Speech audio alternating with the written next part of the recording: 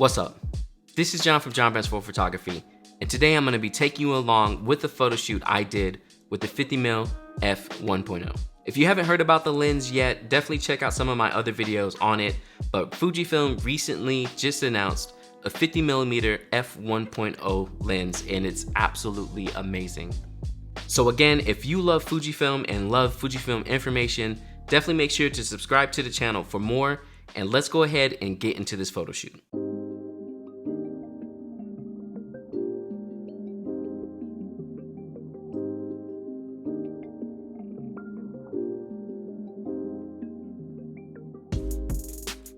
So for this portrait session, we were in downtown Charlotte, North Carolina.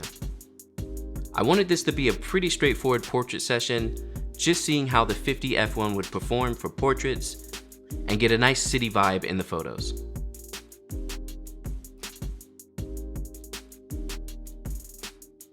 As you can see, I shot everything at f1 so we could really see how that background bokeh looks and also keep my ISO nice and low.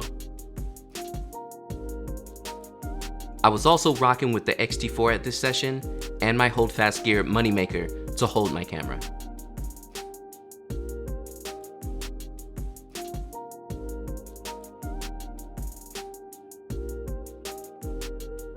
So generally I don't use continuous autofocus or face or eye autofocus at my portrait sessions.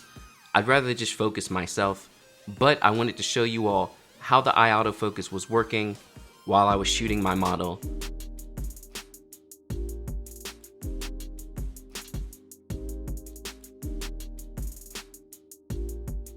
And you can see it there, keeping right there on her face and closely to her eyes.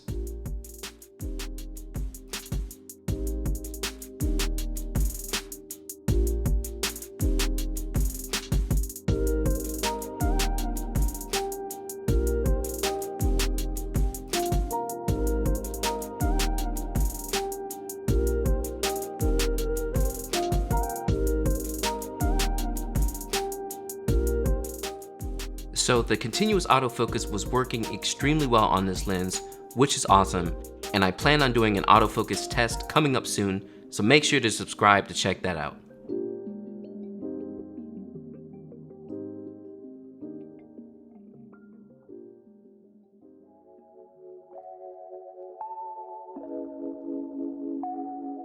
So another thing I absolutely love about this lens while I was using it is that it's so sharp.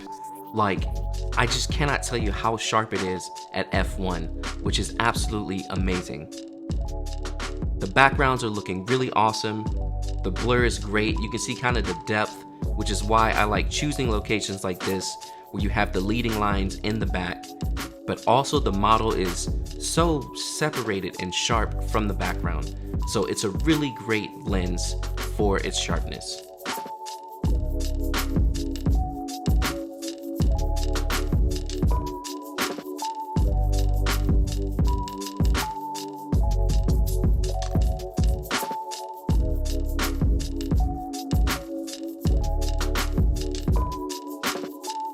Lean up on the scaffolding, like one of these parts, so you're back up on this, and you'll be profile. Yes, perfect. I was extremely happy with how this lens performed in a real session.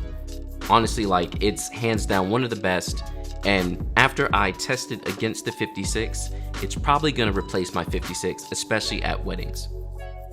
Let me know in the comments below if you'd rather go with the 56 or the 50.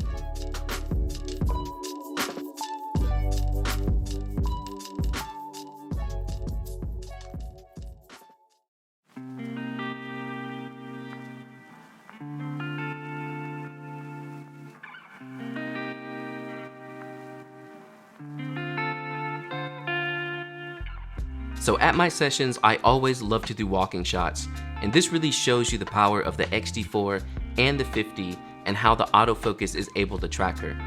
You see, I have her walking from right to left, and the autofocus was able to track her, find her, and even though I'm pretty distant from my model, you can tell even at f1 that the photo is sharp all the way through.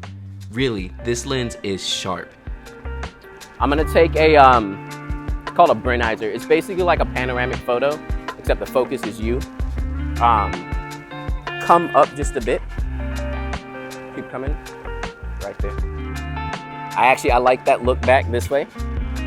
Yep, and then hand on your shoulder. Yep, here we go again, one more time. Let me make this full body. So the Brenizer method, or bokeh panel, is probably one of my favorite things to do. I tend to do it at least once at every session, but basically you take multiple photos focused on your subject, and then you merge all the photos in post, and you get a wider field of view, but still the depth of a longer lens. Let me know in the comments below if you'd like to see a more in-depth video on this process. So what do you all think about the 50mm, how it performed, how the photos looked? I absolutely love it, and I'm curious if this can replace my 56 f1.2 as my favorite lens.